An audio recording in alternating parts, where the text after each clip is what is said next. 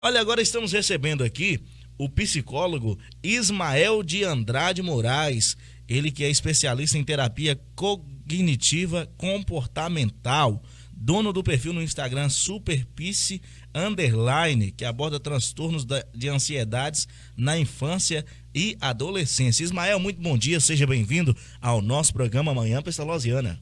Muito bom dia a todos, muito obrigado pelo convite, na pessoa da professora e amiga Kátia. Obrigado a todos vocês pela recepção, estou muito feliz por estar aqui e obrigado a você que está em casa, nos assistindo, no trabalho, nos acompanhando, muito obrigado. Ismael, fale um pouco sobre você, onde você nasceu e sobre o seu interesse pela psicologia. Então, como bem foi dito aqui, eu me chamo Ismael Ferreira de Andrade Moraes, mas eu não residi em Teixeira de Freitas, né? Eu nasci em Minas Gerais, eu sou mineiro por naturalidade, nasci em Águas Formosas, Minas Gerais. Morei em Belo Horizonte, morei em algumas cidades do sul de Minas, tá bom? E aos 7 anos vim morar em Medeiros Neto com minha família, né? E nisso eu sempre estava estudando em Medeiros Neto e também às vezes eu viajava para Belo Horizonte, outras vezes eu voltava para Medeiros Neto e assim continuava, né? E aos meus 15 anos eu fui embora, retornei novamente, né? E comecei então a estudar o magistério em Medeiros Neto, né? Onde a professora Kátia foi minha professora de geografia. E com 17, 18 anos eu comecei a fazer alguns estudos relacionados à própria psicologia, porque no magistério nós tínhamos várias psicologias, né? Dentre elas a da aprendizagem, a psicologia da aprendizagem, a psicologia do desenvolvimento. E aí eu despertei esse interesse pela a psicologia, né? Comecei a despertar esse interesse pela psicologia e então lá a gente aprendeu sobre comportamento, né? Sobre Skinner, sobre Pavlov, que são alguns teóricos da psicologia, né? Comportamental, do behaviorismo, behavior, que em português significa comportamento, e então esse interesse foi despertado. Eu sempre gostei de entender, de compreender a mente humana, o comportamento infantil, adulto, adolescente. E em 2011, 2012, eu comecei a não cursar psicologia porque não tinha ainda na região e eu era muito novo, né? Comecei com entre 17 e 18 anos e comecei a cursar educação física. Fiz 2 períodos e então veio o curso de psicologia para Teixeira de Freitas e foi aí que eu fiz a transição. Eu saí do curso de educação física e fui para o curso de psicologia, que era a minha segunda opção. Não era a minha primeira opção. A minha primeira opção era artes cênicas e teatro. A segunda opção era psicologia e a terceira opção era medicina.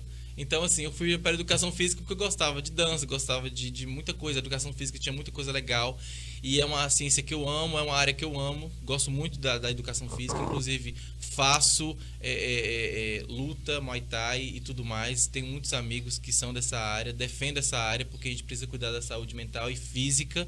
Só que quando eu cheguei no segundo período, eu percebi que não era aquilo que eu queria, né? Que não era educação física, mesmo que eu gostasse tanto como um hobby, mas que não era aquilo que eu queria seguir para minha vida. Então surgiu o curso de psicologia na Pitágoras e aí eu fiz a transição, saí da educação física, abati algumas disciplinas e cursei a psicologia, que era o que eu queria, que estava dentro das minhas opções de curso.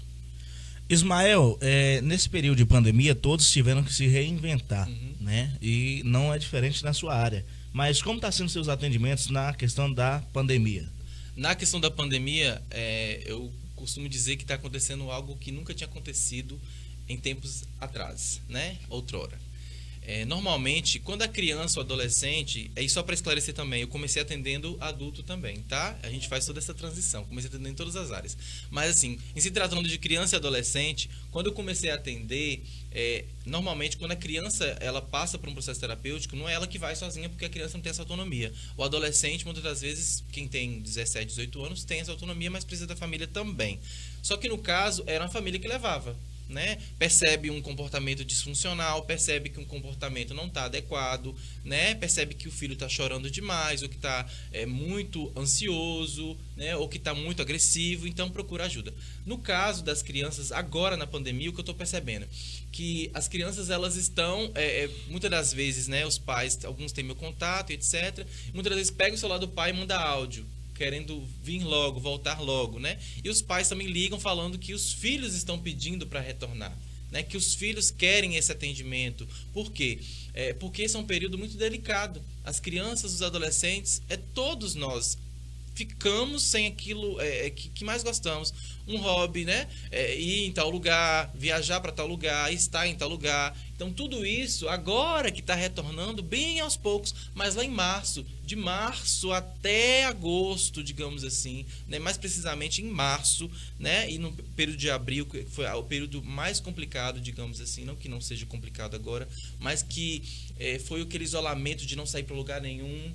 E tudo isso afeta e afetou diretamente as crianças, adolescentes e adultos. Então, assim, os atendimentos, eles têm se concentrado no online e agora também no presencial, porque tomando as medidas de prevenção segundo a OMS, né?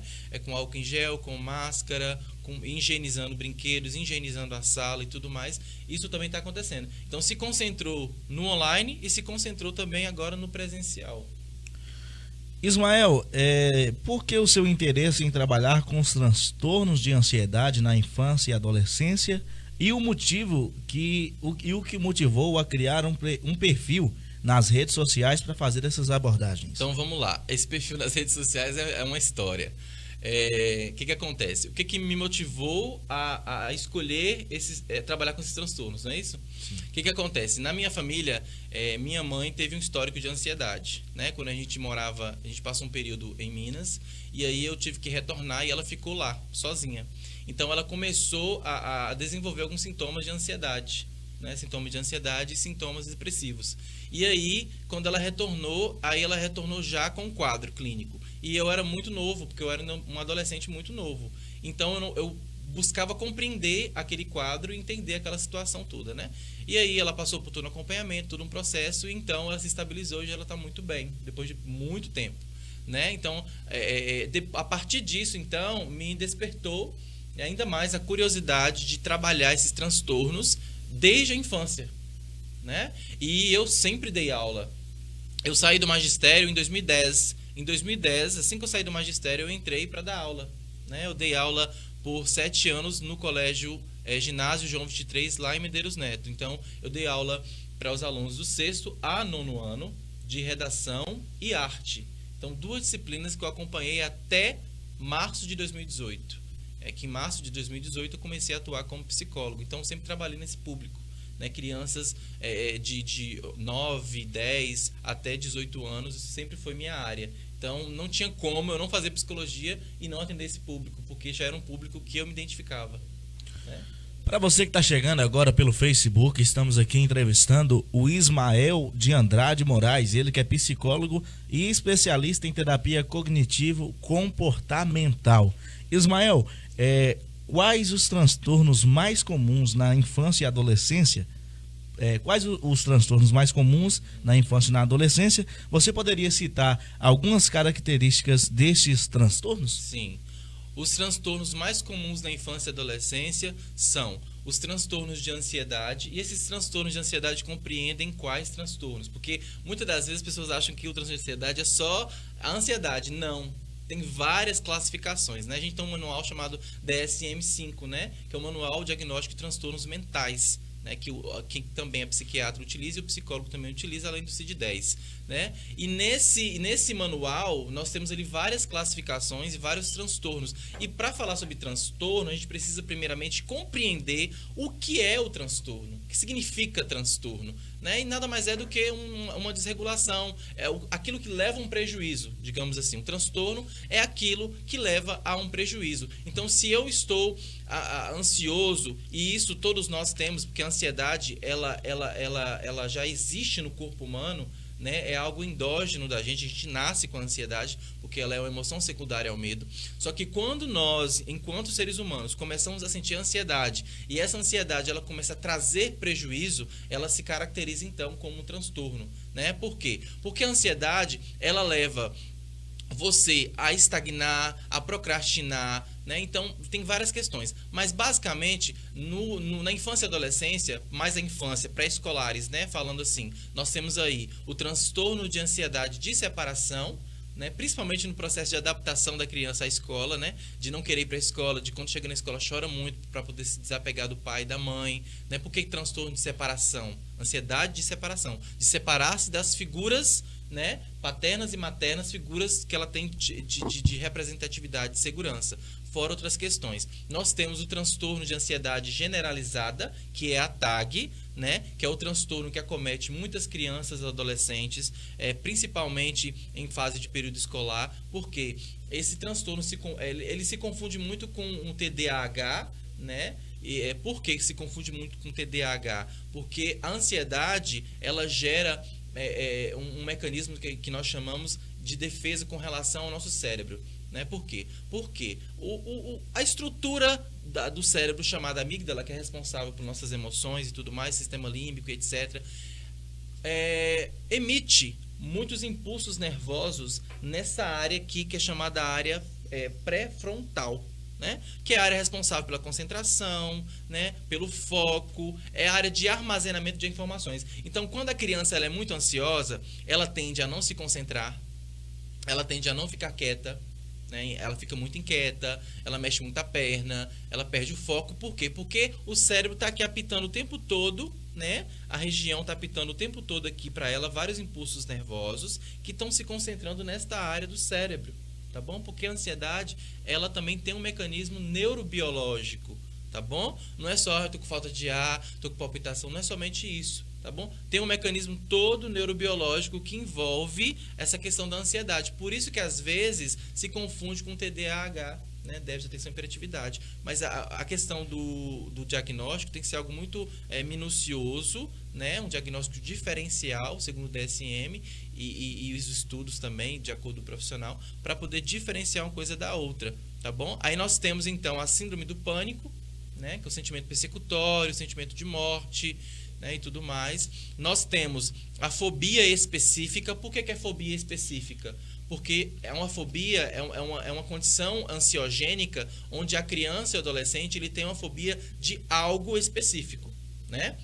Seja medo de vacina, medo de sangue, medo de dentista, cobra, aranha, rato e por aí vamos, né? Uma fobia específica, o que é uma situação que gera uma ansiedade exagerada e irreal, digamos assim. Então, nós temos o mutismo seletivo, que é quando a criança ela escolhe com quem ela conversa, né? Ela escolhe com quem ela quer se expressar, digamos assim, isso gera uma ansiedade nela, querendo ou não. Nós temos, então, além disso, alguns outros transtornos relacionados também à ansiedade, que é a agorafobia. Ágora vem do grego, né? Porque ágora significa praça, né? Então, agorafobia, traduzindo para o português, seria medo de estar em público, né? Porque público, praça, etc.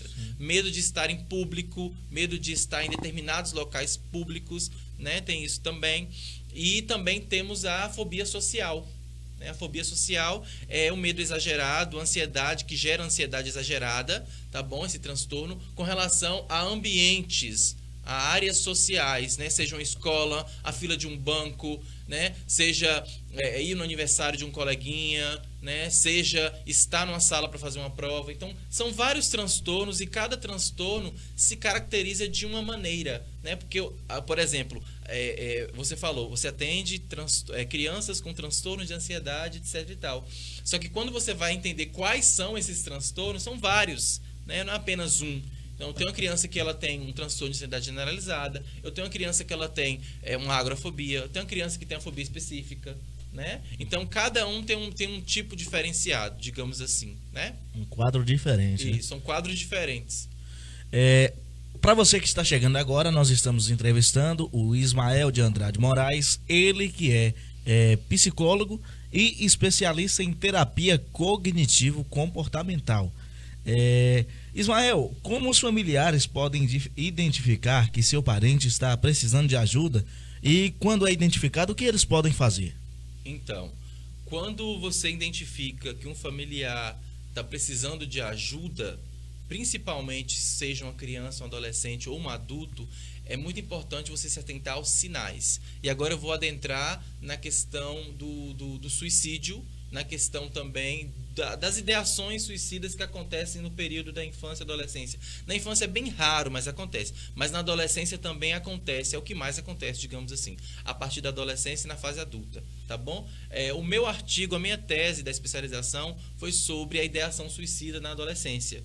Tá? Eu trabalhei nesse artigo a respeito das intervenções e técnicas a serem utilizadas na ideação suicida. O que é a ideação suicida? É quando a criança, o adolescente, o adulto, ele começa a pensar na morte. Ele começa a pensar em se matar. Ele começa a criar estratégias mentais para poder acabar com a sua vida. Tá? E seja qualquer outro transtorno, ansiedade, depressivo, qualquer outra coisa, existem sinais. Né? Sinais de depressão, gente, aquela tristeza, aquele desconforto, aquela sonolência, aquele afastamento, aquele isolamento no quarto, entende? Aquela desmotivação que não é preguiça. Por quê?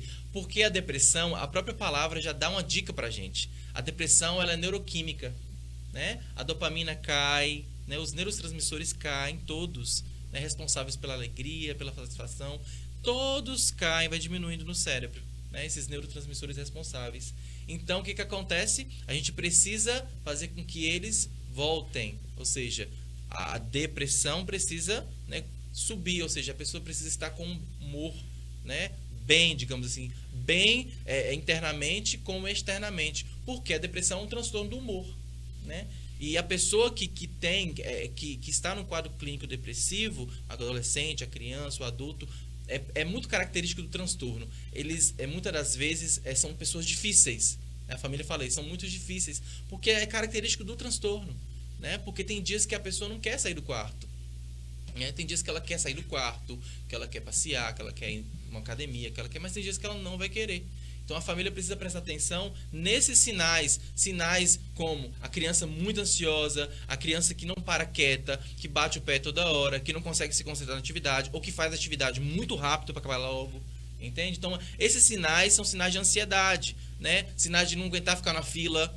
Vai comprar um lanche por exemplo, tem um caso, né? Vai comprar um lanche na fila de tal loja, né? E não consegue ficar na fila muito tempo, a ansiedade não deixa.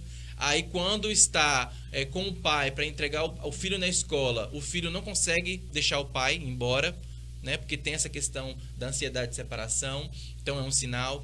A questão, eu volto para a questão da depressão porque é um dos transtornos mais frequentes, né? Que provocam a autolesão, né? Não é automutilação, é autolesão, digamos assim, e que é um dos transtornos responsáveis pelo suicídio, né? Digamos assim, a maioria das vezes. A gente precisa ficar atento aos sinais de depressão e aos sinais também de uma tentativa de suicídio. Então, frases como, ninguém gosta de mim, minha vida não vale nada, se eu morrer, ninguém vai lembrar de que eu existo. E todas essas frases são frases muito impactantes. E a pessoa que fala, eu vou me matar, na hora que eu me matar, vocês vão ver. Essa pessoa, ela vai se matar. Se você não prestar atenção e não ouvir com carinho e não acolher, ela pode sim cometer um suicídio. Tá bom? Essa ameaça é uma ameaça verdadeira. Então a gente precisa ficar atento, porque não é frescura, não é falta de Deus, não é nada disso, né? A gente precisa compreender que o transtorno é uma doença. A depressão é uma doença. Eu acho que se a depressão fosse uma ferida, um corte, talvez a sociedade levaria mais em conta e seria mais relevante. Como ela não é um corte, ela é algo interno, né? Ela é algo que está dentro da pessoa, porque envolve o cérebro, porque envolve mecanismos neuroquímicos, né? Envolve todo um contexto. Talvez as pessoas enxergam como algo que é frescura e não é. É uma doença e precisa ser tratada. E acontece na infância, acontece na adolescência, acontece na fase adulta, na fase nos idosos. Então todos podem ter. E na criança a depressão ela pode aparecer como uma agressividade exagerada, ou como um choro exagerado, entende? Então todos esses sinais precisam ser bem percebidos, e a ajuda da família é muito importante. A família, ela precisa acolher. A gente precisa parar de julgar o outro e ser tribunal para as pessoas, né? Já temos o juiz lá no tribunal, a gente precisa fazer esse papel. Então a gente precisa acolher as pessoas, porque elas precisam, né? E principalmente quem é família. A família precisa estar próxima, acolher. A Kátia Bravin diz assim: tenho muito orgulho do Ismael, competente, criativo, estudioso e muito carismático. Parabéns pelo trabalho, Ismael, que Deus o abençoe com saúde e muitos anos de vida nessa importante missão de ajudar o outro a se encontrar e ser mais feliz. A Kátia Bravin mandando aí um abraço. Tem um pouquinho dela aqui nessa construção desse profissional. Olha, para você que está chegando, nós estamos entrevistando Ismael de Andrade Moraes, psicólogo e especialista em terapia cognitivo-comportamental. Esse mês de setembro, como em anos anteriores, está acontecendo a campanha Setembro Amarelo. Você poderia fazer uma abordagem a respeito, explicando qual o objetivo desta campanha? Então, o Setembro Amarelo, na verdade, foi uma campanha que surgiu lá na década de 70, digamos assim. Por que é amarelo? Por que é setembro? Enfim, existia um adolescente chamado Mike, né, nos Estados Unidos, e ele tinha um carro na cor amarela, digamos assim. Só que ele tinha terminado com a namorada, né? E aquele término com a namorada foi um término muito dispendioso, né? Sofreu muito e não estava sabendo lidar com esse término com a namorada. E então ele não falou para ninguém, não falou para os pais, não falou para ninguém, né? Adolescente, só para vocês perceberem. E nisso ele começou a se fechar, se isolar, ficar calado, tudo mais. E os pais, eles não perceberam, né? Porque ele não demonstrava, e é bem característico do transtorno. Muitas pessoas que têm depressão, que têm qualquer tipo de transtorno, começam a mascarar, começam a mostrar que é muito forte, não começa a mostrar para ninguém o que tem, né? Se fecha, atua muito bem, né? Eu costumo dizer isso. Eles atuam muito bem. E assim, ele começou a se fechar, mascarar e tudo mais, e os pais não perceberam isso. Então, teve um certo dia, né, que ele já estava num quadro depressivo muito grande, né, muito severo, e ele então cometeu o suicídio, né? E no velório dele, no enterro dele, na verdade, fica a campanha. E é assim que acontece. É um mês muito importante, é um mês, agora está muito diferente por conta dessa pandemia. Eu achei muito interessante lá em Natal, onde vários voluntários, né, ficaram na ponte de Natal, revezando para poder ajudar pessoas que estavam tentando suicídio, né? A gente sabe que muitas pessoas, elas tentam. O suicídio é um comportamento, ninguém morre por suicídio. As pessoas, morreu de suicídio? Não. Ela morreu de suicídio, não. Ela morreu porque ela estava em sofrimento. Sofrimento com uma depressão, qualquer outra coisa. Então, assim, o suicídio é um comportamento. Se você for analisar em toda a história da humanidade, se você for analisar a história de Sansão, ele suicidou, né? Sansão se suicidou. Ele estava ali, mas o suicídio dele foi por uma causa diferenciada. Mas eu tenho um livro, né, que fala sobre suicídio, que traz a história de Sansão para poder contextualizar. Então, toda a história da humanidade, existiram pessoas que cometeram suicídio. Entende? Então, assim, a gente precisa compreender que é um comportamento. O suicídio é um comportamento que é o quê? Combinado pelo quê? Pela própria depressão, pelo próprio transtorno. Então, é o desfecho. Entendeu? É o final da história. É o desfecho do transtorno depressivo. Entende? Seria isso. Já ouvi algumas frases que a pessoa que ela se suicida, ela não quer matar ela quer matar o sofrimento. Isso. Ela quer acabar com a dor que está interna, com o sofrimento que está interno. Entende? É justamente isso que acontece. Não é que quer acabar com a própria vida. E vários estudos de Harvard e de outras universidades bem renomadas já identificaram que a pessoa que se suicida por enforcamento, agora vamos focar na questão do enforcamento. A pessoa que se suicida por enforcamento, ela se arrepende assim que ela causa. Assim que ela sobe no banco, qualquer outra coisa, e solta, ela se arrepende. Por quê? Assim que ela é sufocada, né, que acorda ou qualquer outra coisa, sufoca, a área do arrependimento do cérebro é ativada. Né? A área de arrependimento é ativada no cérebro. Então, ela automaticamente, muitas das vezes, o que acontece? Eles pegam aqui, né, na corda, ou se mexe muito, porque acontece isso, mas a área de arrependimento é ativada, porque fizeram estudos nisso em Harvard e outras universidades, e foi comprovado que há arrependimento. Então, quem se mata, se arrepende. Entendeu? Quem provoca o suicídio se arrepende, porque ela entende, ela sabe que é uma dor interna, mas ela não consegue se expressar. Então ela precisa de ajuda para isso. E é dever nosso, enquanto profissional, fazer isso, e dever da família, e dever de todas as instituições, porque o suicídio é multideterminado, envolve todas as áreas.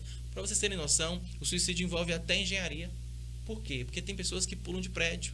Então os engenheiros, eles estão planejando os prédios de uma forma diferenciada para poder evitar o acesso de pessoas.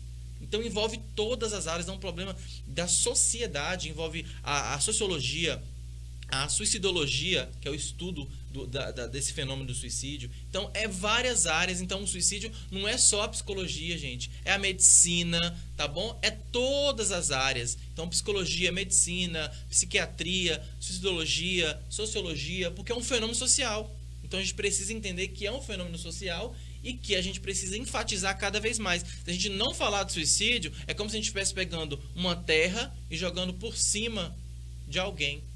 Entende? A gente precisa entender que a gente precisa falar sobre isso. E falar sobre suicídio não vai, como se diz, incentivar ninguém a cometer. Pelo contrário, as pessoas, elas vão perceber, vão pedir ajuda, tá bom? É assim que funciona. A gente precisa falar para as pessoas entenderem que é uma doença e que tem muita gente precisando. Criança, adolescente, adulto, todas as etapas do desenvolvimento.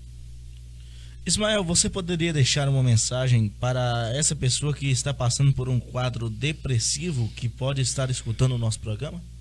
Então, a mensagem que eu deixo para quem está passando por esse momento é que isso é uma fase, principalmente, né? É uma fase. Todos nós somos suscetíveis a ter um transtorno, tá bom? Eu sou, qualquer um de nós estamos ilesos a nada, tá bom? Todos nós passamos por momentos muito difíceis na vida, só que a gente tem uma escolha. Se a gente quer continuar sofrendo ou se nós queremos ajuda. Entende? Tem muita gente querendo ajudar. Muitas das vezes a gente acaba mergulhando nesse período. Só que ao mesmo tempo, entenda uma coisa, tá bom? A depressão, ela tem tratamento. Ela tem tratamento, não é algo que não tenha tratamento. A gente não está aqui à toa, tá? Tem tratamento. E esse tratamento, ele é feito por uma equipe, tá bom? Médico psiquiatra, psicólogo, terapeuta ocupacional. Então, vários profissionais estão envolvidos no tratamento da depressão. Entendeu? Então, família, que você que está em casa, você que é pai, você que é mãe, tio, irmão, que encara a depressão como uma frescura, encara a depressão como falta de Deus e tudo mais, entenda, não é.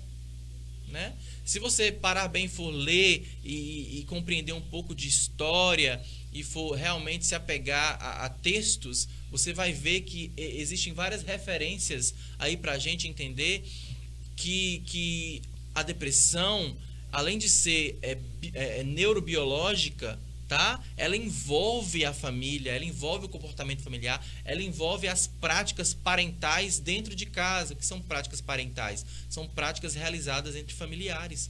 Então, aquele adolescente que só escuta, você é burro, você não consegue, já te ensinei várias vezes a atividade e você não fez certo, né? Ou aquela adolescente que só escuta o pai xingar, né? Vê conflitos familiares o dia todo, né? Aquele adolescente que sempre tira notas boas, ou que está ali fazendo sempre certo, que não houve um incentivo do pai, não houve um elogio de ninguém, entendeu? Aquele pai que só afasta a criança, só afasta o adolescente dele, não acolhe, não chega para perto dele. E isso provoca muitos conflitos familiares e isso provoca também, gente, consequências futuras. Então, acolha seu filho, aproxime seu filho perto de você, porque se ele partir, você vai arrepender pro resto da vida. Entendeu? Então, acolha seu filho para perto de você e entenda que você que está sofrendo, entenda, existem profissionais para te ajudar.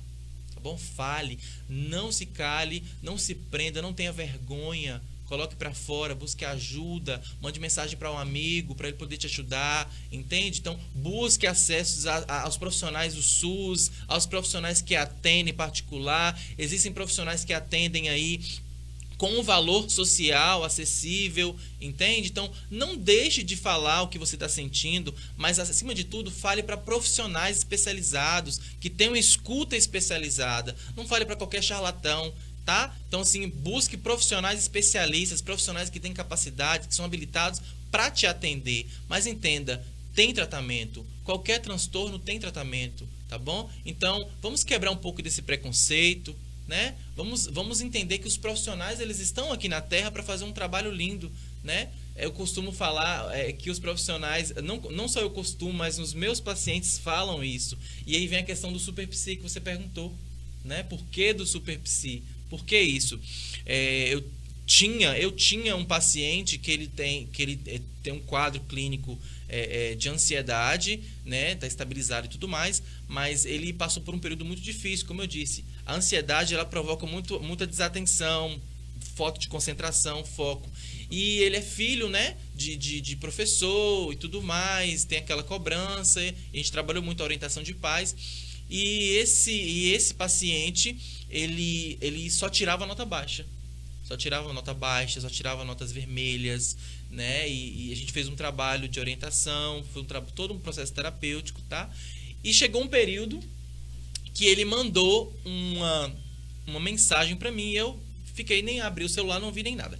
E depois de 2 dias eu vi a mensagem da mãe, né? Mandou a mensagem para mim, e quando eu abri era o boletim dele, né?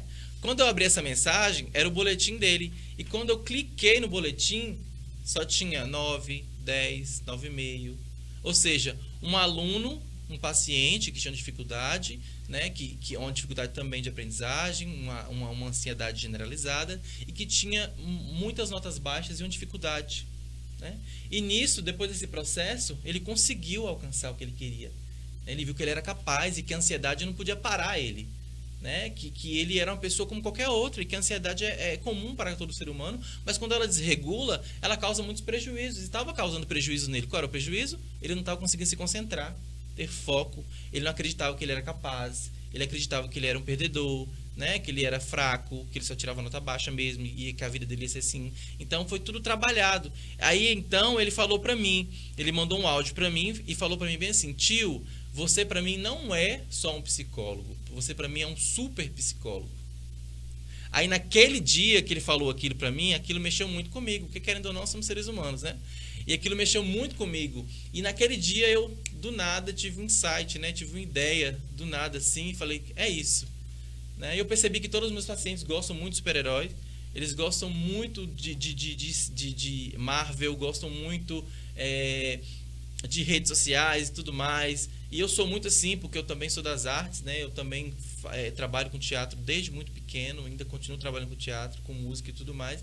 E eu sou desse jeito mesmo. E assim, eu comecei a trabalhar com eles nesse sentido, né? E modifiquei toda a estrutura do perfil, né? Mudei tudo para essa questão de super-heróis e tudo mais, para poder, querendo ou não, atraí-los ainda mais, para eles entenderem que quando eles chegarem naquela sala, é para que eles se sintam em casa, né? Não é para chegar na sala e ficar com medo, vou no psicólogo. Muitas vezes as crianças, os pais falam, vou te levar no médico, não sei o quê, e eu ensino e oriento os pais a não falar, não sou médico, eu sou psicólogo, eu sou da área da saúde de humanas, o médico é médico. Eu sempre oriento, vai levar ao psicólogo e explica direitinho o que o psicólogo vai fazer, né? Vai cuidar do seu emocional, vai trabalhar suas emoções, vai trabalhar isso, aquilo, outro. E vou explicando para os pais falarem certamente, porque você não pode mentir para o seu filho. Né? Como é que você vai levar o filho no psicólogo e fala que vai levar no médico? Tem que falar que vai levar no psicólogo, entendeu? Porque é um profissional. E assim, foi algo muito enriquecedor, está sendo algo muito enriquecedor para mim. Eu gosto muito de estar nas redes sociais, eu gosto muito de ajudar colegas de trabalho também, recém-formados. Eu gosto muito de falar da minha prática. Eu posto meu dia a dia, né? Eu posto, lógico, de acordo com aquilo que o Conselho Federal de Psicologia nos permite, né? Que a gente também tem um sigilo profissional, né? De acordo com o artigo 9 do Código de Ética. Então a gente não pode postar tudo, falar tudo, é só de acordo com aquilo que pode realmente. Então eu posto quais atividades que eu utilizo, terapêuticas, né? Livros que eu utilizo, filmes e tudo mais. Eu sempre mostro meu dia a dia do trabalho com muita alegria, que eu sou assim, eu sou alegre. Eu acho que a gente veio para poder alegrar a vida dos outros aqui, a gente está na Terra para isso. Então eu mostro com muita alegria e muita diversão, e eles amam isso, eles gostam muito, né? E eu sou muito grato aos meus pacientes. Hoje é o dia do cliente, inclusive, né? Hoje é o dia do cliente, eu já aproveitando para poder agradecer a todos os pais, né? Familiares, filhos, né? Que são todos clientes, querendo ou não, da gente. E é muita gratidão para mim poder servi-los e vocês confiarem no meu trabalho. Isso é muito bom também. Muito bem, muito obrigado aí pela sua participação. É um prazer recebê-lo aqui em nossa rádio. Quero que volte mais vezes, se possível for, para poder estar sempre dando uma atualizada nos assuntos, nas novidades aí da área da psicologia cognitivo-comportamental. E neste momento você fica à vontade para fazer suas considerações finais. Então, assim, eu gostaria de agradecer a todos vocês, tá? A Pestalozzi pelo convite, a Kátia pelo convite também, tá bom? Muito obrigado mesmo, estou muito feliz pelo momento, pela oportunidade. Acho que esses espaços, esses lugares de fala para profissionais de saúde mental, para profissionais de saúde é muito importante, né, neste momento, principalmente nesse momento de pandemia. É essencial termos esses locais de fala para a gente poder dialogar sobre esses assuntos. Eu gostaria de falar também agora sobre os espaços de atendimento que temos aqui. E nada melhor de falar sobre o espaço onde a gente atende, né? Não é querer vender o peixe, não. Mas é falar sobre os espaços de atendimento. Eu atendo em 2 clínicas. Gostaria de falar sobre o espaço Encantare de atendimento, né? E é muito importante a gente falar sobre onde nós atendemos. Assim, para quem não sabe, deixa eu só pesquisar aqui que eu esqueci o endereço, né? E ao vivo acontecem essas coisas. O espaço Encantare de atendimento fica na rua Clériston Andrade, número 53, Teixeira de Freitas, Bahia, tá bom? Espaço Encantare, ali na rua do Colégio Maria Montessori, atrás do Hospital São Paulo, bem fácil. E gostaria de falar também sobre o Instituto de Psicologia, que está prestes de inaugurar, tá bom? O Instituto de Psicologia fica atrás da rua do Casa Grande, é rua Eusíbio Cunha, né, 447, tá? Em breve, e lógico que eu voltarei mais vezes e vocês vão saber um pouquinho mais, mas assim, procure os espaços de atendimento, tá bom? Existem psicólogos excelentes na cidade de Teixeira de Freitas, não somente nesses 2 espaços, mas existem outros profissionais também em outros lugares. Em Teixeira de Freitas tem muitos profissionais bons, tá? Então procure esses profissionais para você realizar um acompanhamento psicológico, tá bom? E assim, a psicologia, ela está em todo lugar, tá? E o acompanhamento psicológico não é somente, digamos assim, para quem tem transtorno mental, não. Tem pessoas que estão com problema de relações familiares, casais que se separam, né? Tá com uma questão de decisão de qual profissão vai seguir e precisa de um psicólogo para fazer uma orientação vocacional, né? E tudo mais. Então, são várias questões, autoconhecimento, entendeu? Não é somente quem está com um transtorno, tá? É várias questões. E fica aqui meu agradecimento, tá bom? Sigam a página, tá bom? @superpsi_, tá? O homem é famoso, viu, rapaz? Olha, vocês ouviram aí o nosso amigo Ismael de Andrade Moraes, psicólogo cognitivo em terapia cognitiva comportamental. Olha, agora são